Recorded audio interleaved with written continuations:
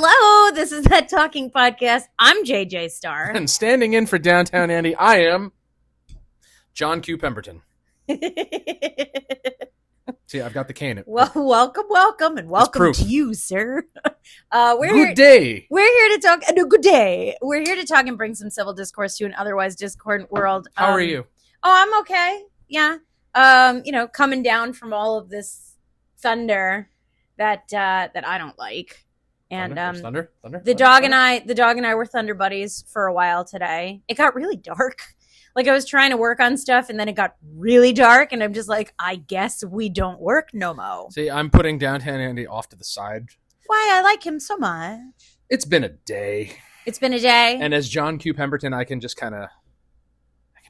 coast. You can coast on this one. Yeah. All right. Well, we do have 3 rules. I know that you have your spinner all set, but you and I did decide on something. I know this is just it is a fidget. Your fidget spinner. This is Downtown Andy. For those who can't see, it's Downtown Andy's fidget spinner, and this is how we chose the topic 2 weeks ago. Yeah, something like that. 2 weeks ago. All right, but before we get started into that, we do have rules, right? We have those rules. 3 simple rules: no judgment, nothing personal, and don't be a dick. How do you feel about signs from the universe? Do you believe in them? I think this is one of them. This is one for me, that's for sure. But how do you feel? How do I? What do you think? Do you believe in fate? Do I believe in fate? I know does it's like Downtown Andy believe in fate, or does? Okay, I swear to God. Like this, I know it's like a big, broad question and everything, but I mean, truly, because if the answer is maybe, then the answer is yes. You know what I mean? That's fair, yeah. You know, it's either a yes or no question because you can't say, well, maybe I believe in it, because if you believe in it even a little bit, you believe in it.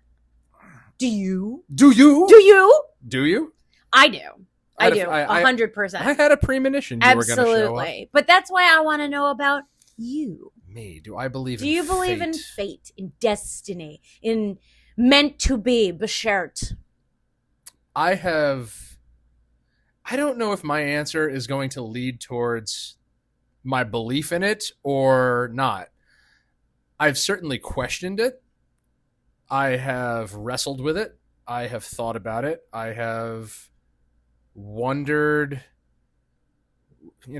why things happen, how they happen, does this make sense? Does it not make sense? Is this all part of some bigger entity? Yeah.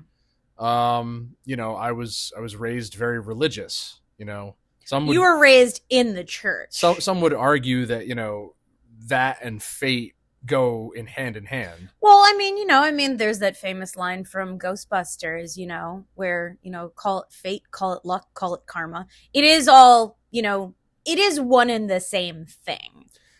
People, I have a hard time. I'm hard pressed these days to convince people who believe in God that magic is real, which is real weird.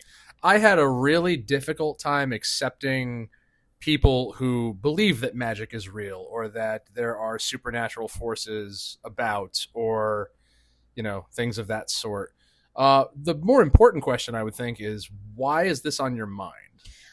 I mean, it's always on my mind. But why today? Well, I've been, cleaning up, tidying my areas, doing a little, summer refresh on, summer's coming to a close. People don't realize that, but it is actually. It didn't just start. It started months ago. And it's coming to a close. So I do all of my tidying up. My God, you have eyes.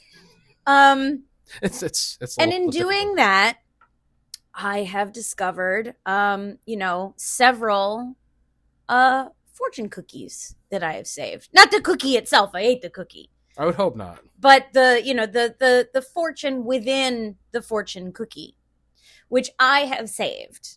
Now my favorite fortune cookie that I have held on to, and I say my favorite not because of the whimsy of it. That's a totally different fortune cookie.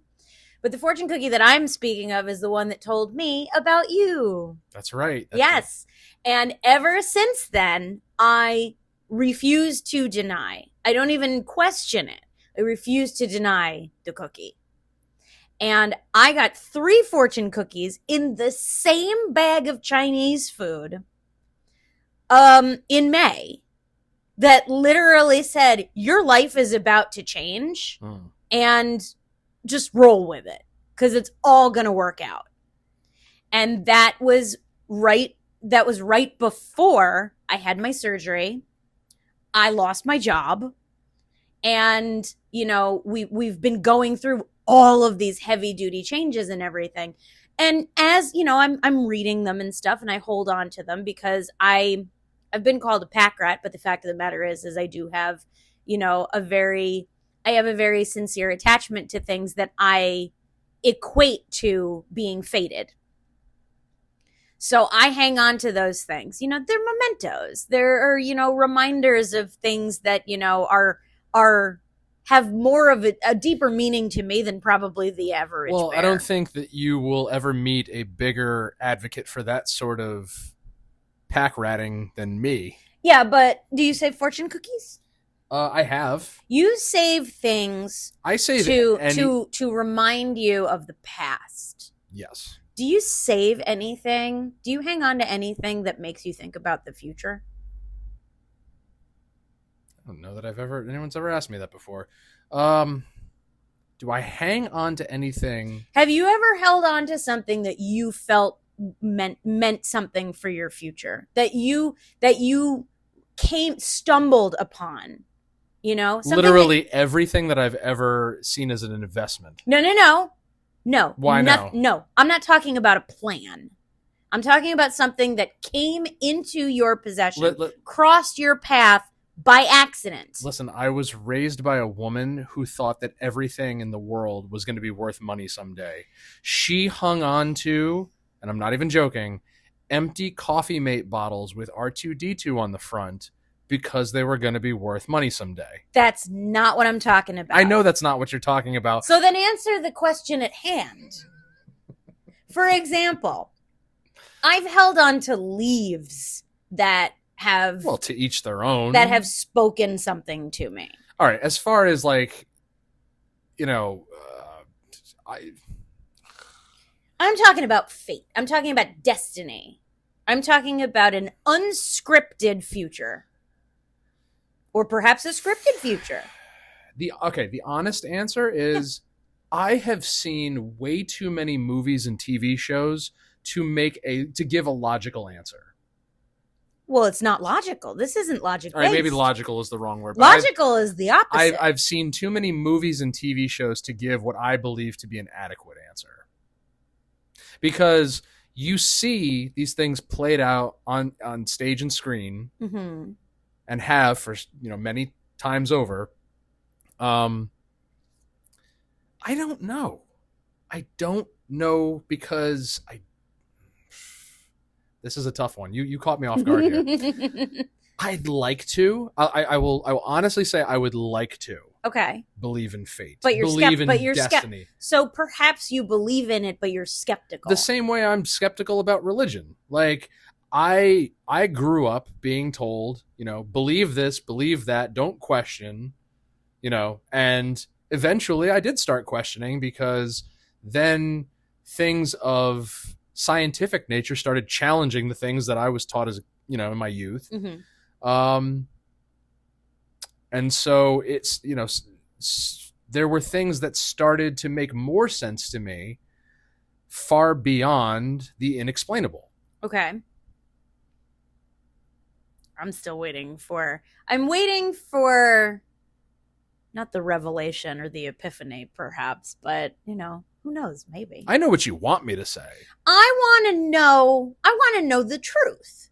Because to me, like, I think about when people, you know, like our generation in particular, a lot of people our age, you know, I mean, we went to school. Everybody went to either, especially in my neck of the woods, you went to CCD, mm-hmm. You went to Hebrew school. It's one or the other. And I was one of the rare ones that didn't go to either. Mm. But, you know, it's like, and all of those people, for the most part, hit a point in their life when they're just like, yeah, I grew up in the church, but I'm an atheist now. Like, I'm an atheist now. I'm an atheist now. I'm an atheist now. It's like, are you though? No matter what I say, somebody's going to be offended. But no. This is not offensive. I'm just saying, no matter what I say, somebody will take this the wrong way. Somebody will be upset about my opinion. People do get real butthurt when you're talking about something that goes against their core beliefs. When it comes to the inexplainable, I hope I'm saying that right. Inexplicable. Sure. I have, true to myself, have believed that, what I know to be true, definitively, I can believe in. But anything that is up for debate, I can't get behind. I can have strong feelings about. Right. But I can't prove that there is a God or an absence of one. But it's not your responsibility to prove it. But I'm just using this as an example. I can't definitively prove that. We have recorded evidence that certain people over the course of human history have existed. Okay. So when there is documentation to support, such occurrences, like that would lead someone like me, I would think, to believe that, the provable is more sensible than the unprovable. But that's just it. So if you were to prove the existence of a human being via what, a written history? Yeah. What about written history of miracles?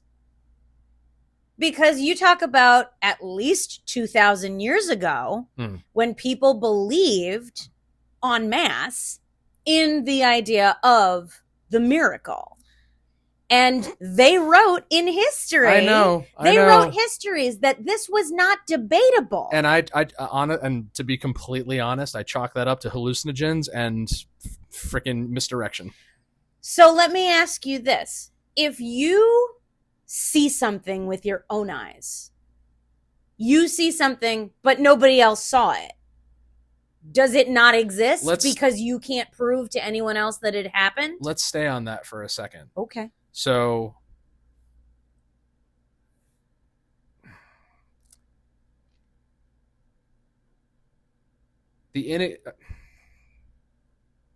I'm not trying to trip you up. I know you're not trying to trap. This is not a trap. I lost my train of thought, and I'm trying to get it back. That is my take: is that the inexplainable, that there needs to be some form of hard evidence for me to believe in something. If there's not, then anything can be argued. I'm going to let you keep going if you're keeping. No, go ahead. So, okay. Let's say, let's take a real hypothetical here for a second, okay? Based entirely in fact. You come to an intersection, right? There's a stop sign somewhere in this intersection, okay? And you're driving along. Somebody else is in the car with you. You're driving along. You don't see the stop sign. So you blow right through it. No big deal. Nobody else is there. It's the dead of night, right? Trees overhanging and everything like that, because that happens. The passenger in the car, however, says, you just blew through a stop sign. And you go, there was no stop sign there. And they go, yes, there was. I saw it. And you say, well, I didn't see it. I mean, no harm, no foul. It was an accident. No harm, no foul. But who's right? This is like that if a tree falls in the forest. Yes, it is. Yes, it is. Because it's all on some level existential. I have had this debate with many, many people over the years. And again, like, this is just me. I can't speak for anybody but myself. Which is the only person I'm talking to right now. But for me personally, the contradiction has always been in the sense that, most people need proof to believe certain things, but the flip side to that coin, especially when it comes to religion, a lot of religion is based on faith, based on taking the word for it without proof and just believing, hence believing in fate to a degree, which is difficult for a lot of people, including myself, because without proof, it leads one to question a lot of things. Like I must have mentioned this in an earlier podcast, but I met somebody through work years ago who once told me to question everything. And then he started explaining why a lot of things that I grew up believing didn't make sense. And he started picking apart every little bit of it. And some of the things he was saying to me at the time made sense. I'm like, that makes a lot of sense. And so I started diving deeper into it and thinking about everyday life in a similar way and realizing, yeah, you can't take everything on faith. I mean, you can. It's not wise, I would think. For some people. But getting back to your original question, would I like to believe in fate? Yes, I would. Do I? I think it depends on the circumstances. Then that's a yes. Okay. Because if you believe in it sometimes, why do you believe in it? The answer is yes. Why do you believe in it? Because to me, it is a truth. The same way that devout religions believe that their God is true. And an atheist can go up to a devout and say, you're wrong. But we have said on countless occasions, both here and in the real world, not just in podcast land, that an opinion cannot be wrong. Right. So when that's our opinion. Oh no. An opinion by its very core idea of being an opinion cannot be wrong in what context? It cannot be wrong. Incorrect. Prove me wrong. Show your work. How can an opinion be wrong? Okay, well, hypothetically speaking, if someone's opinion is that murder is okay. So if someone says, I believe murder is justified. Yeah. Who says that that's wrong other than the law of someone else's morality? The body at large. But the body at large is the law based on an agreed upon code of morality. Mm-hmm. If you believe in a different morality, right, then your opinion is that murder is justified or murder is wrong, but it's still an opinion. But then opinions law is not fact. But then opinions can be wrong under certain governing bodies. No, opinions cannot be wrong. Actions can be deemed immoral and or illegal to the same effect. But the opinion that you stand on cannot be wrong. Well, that's just like your opinion, man. You want to Google what an opinion is right now? I don't and I need to can Google read you what Merriam and or Webster said it was. Merriam and or Webster. But my question comes because I wanted to have this conversation with you. Mm-hmm. I wanted to have it here because you and I have. I think you're having it with the wrong person. Well, that's your opinion. No, I just mean, You want Andy and I. You want your What are you husband. going to take the hat off and all of a sudden become him? Can I see him? Heck no. Is he okay? He's fine. Okay. So you and I have had this conversation several times, and on more than one occasion, you have told me that because I cannot prove something, what I believe is not true. You have said these things. Explain. You have said when I talk about magic, when I talk about, when I talk about things that I believe to be true, and never have I tried to foist these opinions on anyone else. What have I said to you? You have said that because I cannot prove my statements, because I cannot provide evidentiary proof, physical or scientific or tangible proof, When did I ever say this? For example, when I have talked about magic. I want an example. I can't give you an example. I think you're remembering a conversation with somebody else. So then who is one of us wrong just because one of us doesn't remember it? Because I don't think I would ever say that. That sounds like a stab to me, and I wouldn't do that. We have been in the car. I don't remember exactly when it was, but I know we were in the car and I know we were somewhere around the mall. And at some point I said something, I probably played devil's advocate on something because you might have made a comment. These are the things the pieces of it that I remember.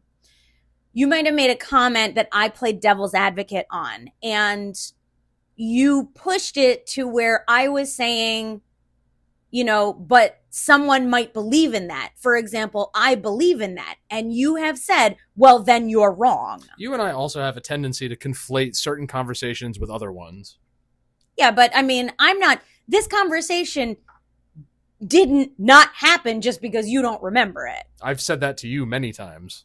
And I'm not denying that. I'm just saying that in this particular instance, and I wanted to have this conversation with you because upon finding my fortune cookies, I was just curious about, what your baseline is for something like this. I know that you prefer evidence. You prefer tangible evidence. Mm-hmm.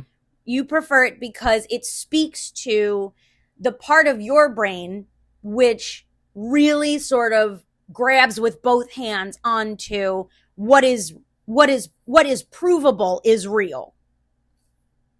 Now, there are plenty of people who would agree with you. There are plenty of people who would disagree with you. And there are plenty of people like me who believe both.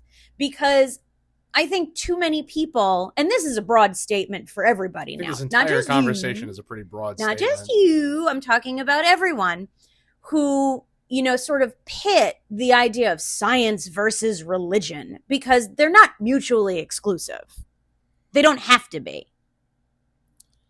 They don't have to be. Period. They don't. Because you have science, we'll call it science. You have science that can prove beyond the shadow of a doubt factual truths up to a point. And at that point where it dives over the edge into the unexplainable, you either have the option of saying, well, then it is not true, or you take the leap of faith and you say, that's where faith takes over. And some people have both sides of that. I do. But in real life, do we have laws, institutions, anything that is based off of, fate as opposed to fact? Not anymore. But you say law based on fact. That's a contradictory statement. How is that a contradiction? Because law was created based on morality. Morality is not a fact. Morality is, in fact, an opinion. I'll give you that, yeah. For example, in the Catholic Church, you have 10 commandments. There are 10 commandments. You have 10 commandments in the Catholic Church. You ask a Hasidic Jew, there are 600 and some odd commandments. Well, the 10 commandments were derived from the Jews. Yes, but if you ask sects of Judaism, they were taught there are many more than 10 commandments. Okay. So, is someone telling you, well, you're wrong? No, because your faith believes in 10 commandments. But the 10 commandments are not a fact. The fact that someone said God passed down these 10 commandments is true. Someone did say it, and someone believed it. And someone recorded it. And someone recorded it. All of these recordings, though, are based on faith. How are these recordings based on faith? Because otherwise, then there is actual that doesn't make any sense. Okay. That doesn't make any sense because if God, don't interrupt me. Oh, I'm sorry. Now it's rule number 1. I'm sorry. I apologized. Actually, no, that's rule number 3. If the recording of a document is agreed upon by many, that's not an opinion and that's not taken on faith. That is fact. So then thousands of years ago. Take the 10 commandments out of it. If a document is put into recorded history and is agreed upon by many, then its existence is derived from the basis of fact. Yes. So the existence of the 10 commandments is based in fact. Yes. Yes. Now, what about the part where he got them from God? That's subjective. So that's faith-based. Sure. Okay. But these people all got together, and did they say, we all agree that Did they say? Was I there? Well, you're the one with these histories, I'm not Moses. Did I'm not the people who agreed to document this? Did they all agree? What? Yes, God is real and God handed down these 10 commandments. Probably. Okay. So where along the line did it become God is... We're going to get so many letters from the Catholic League. Bring them. Where along the line then did God become an opinion? You know I'm not a licensed historian, I'm right? not asking you as a licensed historian. I'm asking if you have a perspective on that. Because it had to have happened at some point, surely. Listen, I haven't studied my catechism in a long time, and I'm currently a non-practicing, so, like, I don't have it all on hand, and I wasn't prepared for a religious debate. So let's take religion out of it. I tried doing that 5 seconds ago, and then you brought it back in. We're going to take religion out of it then. Okay? Do you believe in signs from the universe? Do you believe that the universe has ever given you a sign that has caused you to question a life choice or something like that? I think the universe has been incredibly cruel to me, particularly now. But I'm your wife. And you're being very mean. I'm not being mean. I'm not mean, I'm right. I'm being probing. Has that ever happened? Now we're in interview mode. Has it ever happened to you? No? I'm going to go get your husband. Yeah, go get my husband. Well... I'm done! George is very angry! Oh. A little over 4 years ago, a little less than 4 years ago, I can't tell time. A little less than 4 years ago. All right, what did I miss? Well, a little less than 4 years ago, I opened a fortune cookie. And the fortune cookie told me that someone from my past would be making a big re-entrance into my life. A big re-entry. And that was you.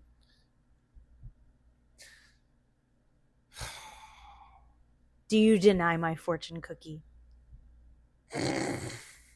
Don't deny the cookie. Do you think... Okay.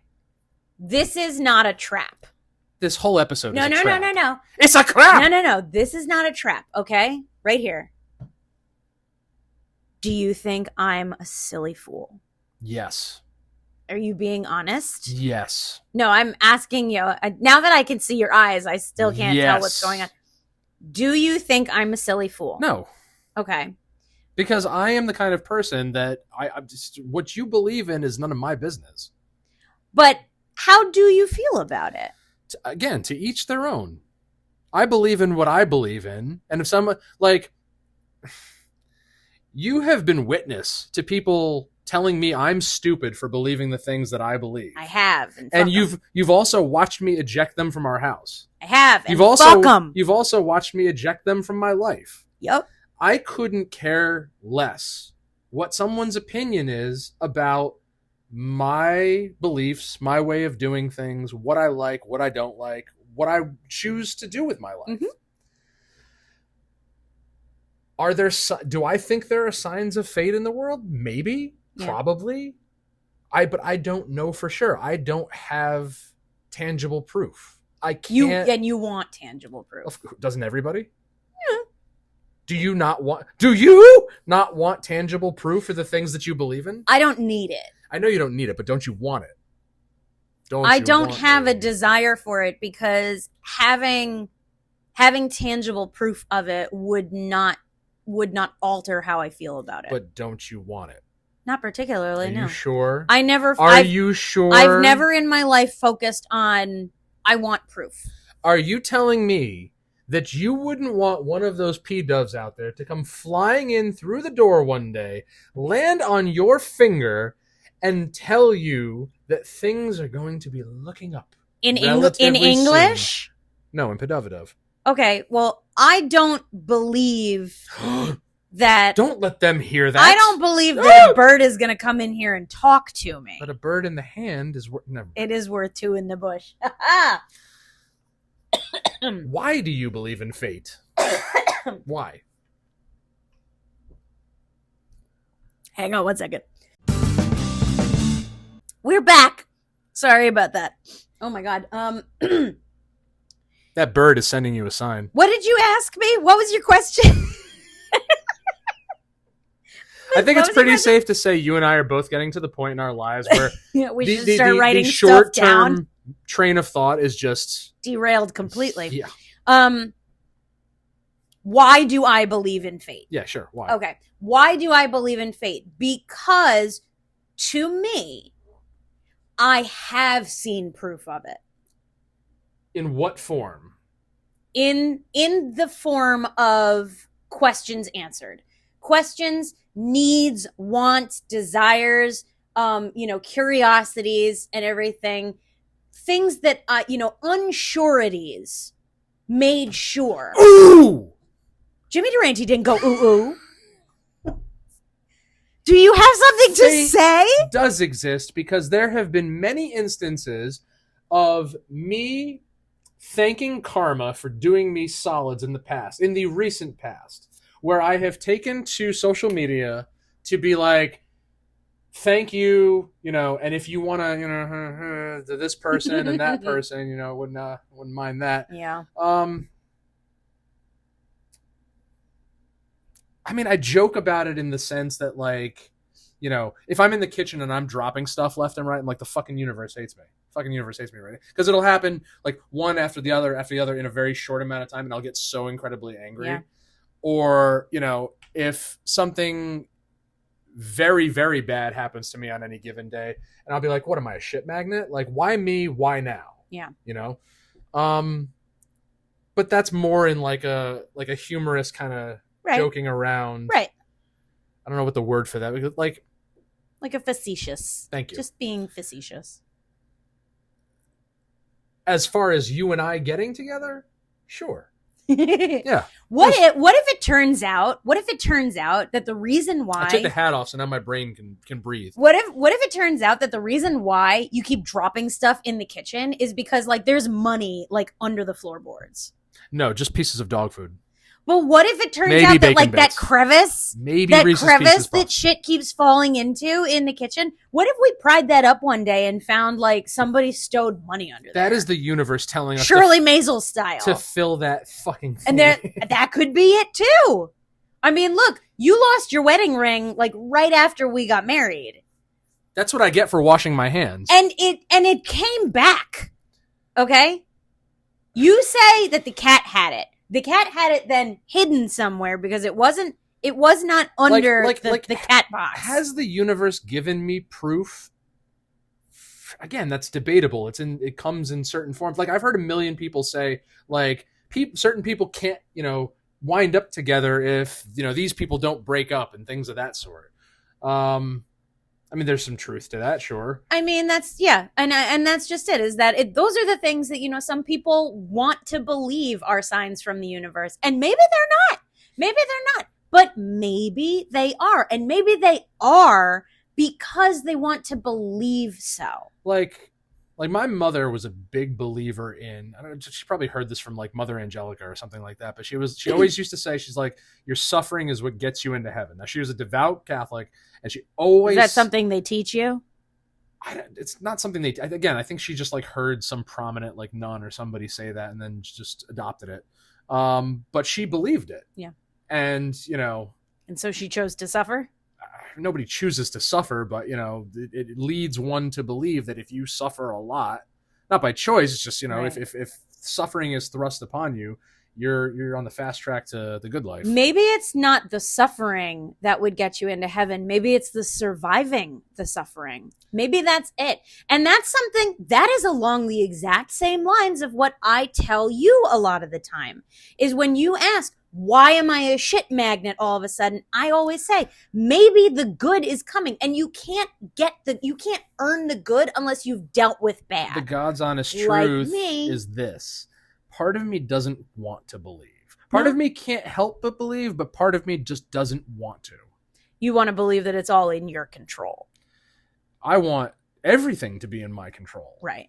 But, is it uncomfortable to think that things are beyond my control? That things are beyond your control? Absolutely. Like, not that they're in the hands of another human being. Yeah, no, there is a great discomfort that comes with not being able to control things, like death, for example. I think that's probably a lot of people's problem with it. Yeah, just most people don't talk about it in, normal conversation. Well, this is This is just our normal conversation. Except we had so many conversations this weekend. Once again, another one of those instances where we had so many conversations that should have made it to air. Yeah. And then, of course, when it's time to remember them, to like jot them down for this, and it's like, fuck, now what? I have begun, and I'm sorry, but I have subjected you to it. I have begun finally rewatching Game of Thrones. And like I said last night, yes, there is only so much. so much medieval politics that I can handle in one sitting. Now, here's the thing: is that a lot of bits and bobs of that show, right? Everyone wants to call it fantasy. It is. It's the genre of fantasy. Well, there are dragons, and dragons don't really exist. But did they? No. How do you know? Dinosaurs did. Yeah, dinosaurs existed. So? Why couldn't dragons have existed? And is it simply fantasy because is it simply considered fantasy because there are supernatural things and fantastic beasts and stuff like that? Why constitute it as fantasy? Because do we know for a fact that flying reptiles existed? Yes, we know that. Okay. But did they breathe fire? No. Okay, but did Jesus walk on water? No, that's just a magic trick. And maybe the idea of fire breathing is just, it's something it's an illusion. Exactly. It's something that people believed because, maybe they had, maybe the dragons did exist and they had such acidic saliva that it would melt things that it dripped on. Listen, I've seen every Jesus movie there is, okay? Yeah. And I get it. I understand. I understand why people follow and believe in these things. I get it, okay? But to me, he was just a guy who showed up at a pivotal moment, who taught a lot of people a lot of really good life lessons in the hopes of trying to spread that out. But, personally, in my opinion, it really just came down to politics. He scared a few too many of the wrong people, and they're just like, "You're not wrong. We gotta take this guy out." You're not wrong. But as far as the miracles and stuff like those are good bedtime stories. But I mean, even as a Catholic, I can't get behind. Yeah. Knowing what I know about science and about reality now, now that I'm not a child hearing these stories anymore, like I can't get behind now that you've put away your childish things. Yes. Yeah. I have never, I went to Sunday school for a little while. And I never could understand the idea that Jesus was the Son of God, but it didn't shake the fact that I believed in God. Well, and now I believe in all of them. Technically, the Catholics believe that we're all the sons and daughters of God. We're all made in his image. That's their belief, But then what comes into question is, well, if we're made in his image, why are we not infallible? Why are we not majestic? Why are we not floating around? Well, we are specifically born sinners. There's that too. And isn't the whole point to, you and I have talked about this also. We went from faith to religion. We did. Well, it's not a big leap, but you and I have talked about that. The idea that is the point of being devout to emulate Christ? Because yes, if he died for our sins, it seems to me like we are born sinners, that we are supposed to sin so that his death was not in vain. No, we are not supposed to sin because that's not what he taught. No. Well, he said be cool to one another. Be excellent to each other. Just like Bill and Ted. Listen, I used to be all about, following it to the letter of the law. Yeah. But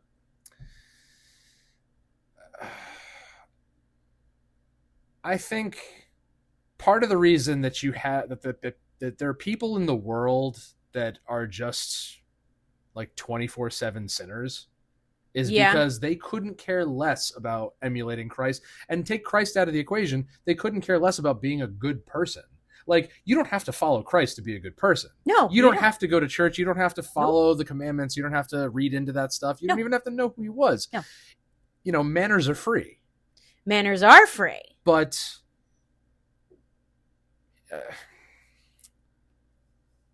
I am not about to. I've never been a recruiter for the church, but I think everybody could probably benefit from reading like a parable or two, just for the sake of, you know, thinking of somebody else before themselves. I think that I can agree with that with one alteration to your statement. I don't think it has to be a parable. I think it can be a fable.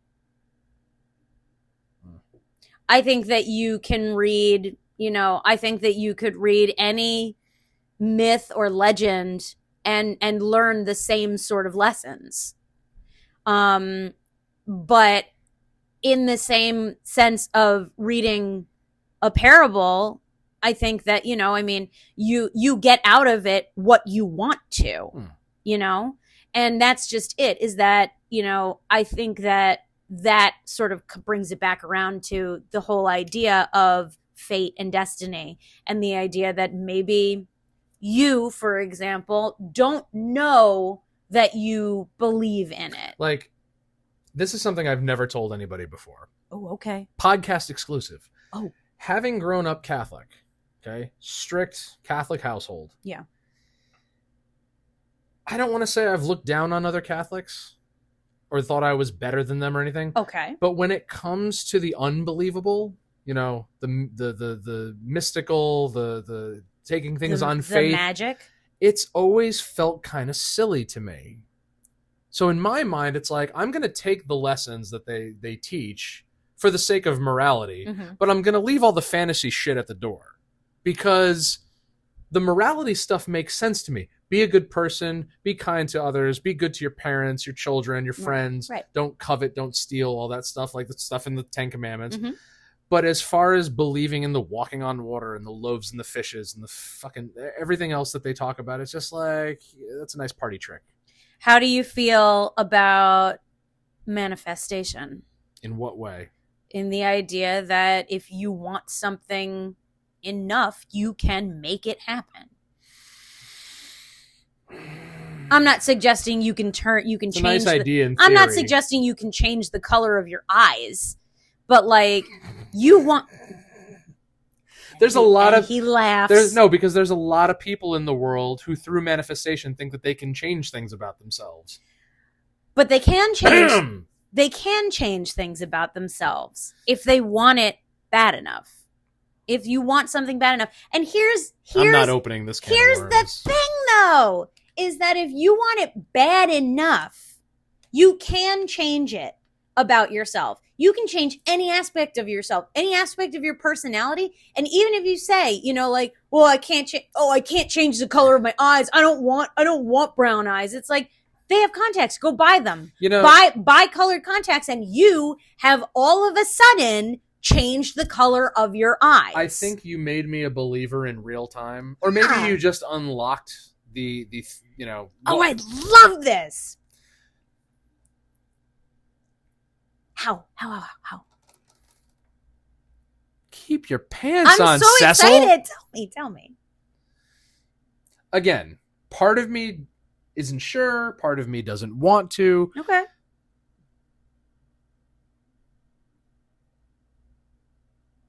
I lost a child in 2009.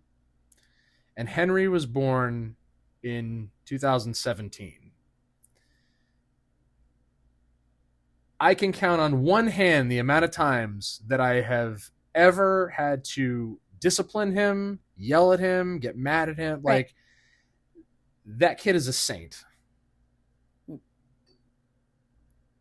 Figuratively speaking. Sure. He's not a saint yet. That must have been a sign from the universe. That must have been the universe telling me, you experienced this unimaginable loss. We're going to do you a solid. And shit like that does happen. It's not to discredit Oliver. I love the kid to death. Yeah. He's a good one. He's a good one. He's challenged me. When I lost Banky, I was absolutely convinced. I'm like, I'm never gonna want another pet. And then I woke up one day and I said, okay, let's just go see. And I locked eyes with this dog, who needs to go out soon. I need to put pants on. I locked eyes with this dog and never turned back. And the connection that she and I have is the exact same thing that I felt with Banky. And I'm like, it's okay for her to come home with me because he's in there. He's in there. Well, he's upstairs.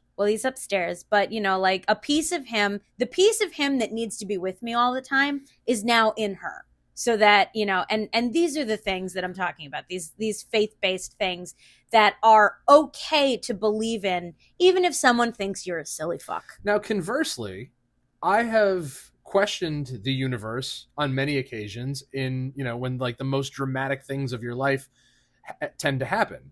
Like, I can't for the life of me fathom why what happened to my brother happened to him, and I can't understand, why certain things in our family have occurred and why things weren't done differently. And, like, if you ask anybody in the church, they're going to tell you, oh, everything is part of God's plan. God's plan. Yes, and God's plan, according to Neil Gaiman, is ineffable. Ineffable. Ask Siri, where's Merriam and Webster? I found 2. Springfield and Massachusetts. Anyway.